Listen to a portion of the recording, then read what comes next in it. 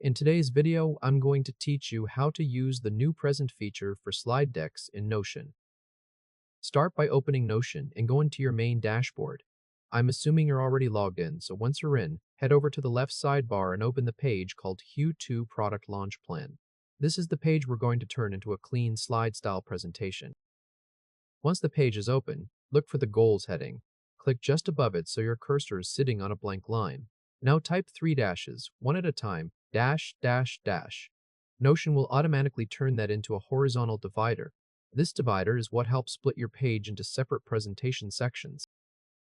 Next, do the same thing above the timeline heading. Click into the space right above timeline, then type three dashes again, dash, dash, dash, and let Notion convert it into another divider. After that, move to the team heading, click above it, and once again type those three dashes to create a divider. Then repeat the same process above next steps. As you add each divider, your page becomes more structured, and that structure is what Notion uses to break the content into slides when you present. Now that the page is set up, go to the top right corner and click the three-dot menu.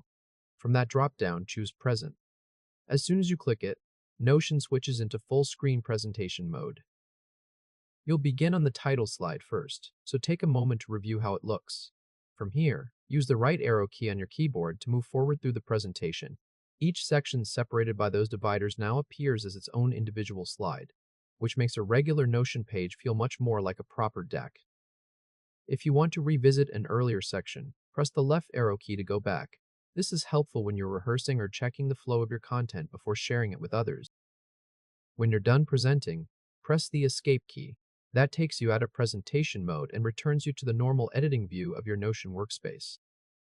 At this point, you successfully turned a standard Notion page into a presentation.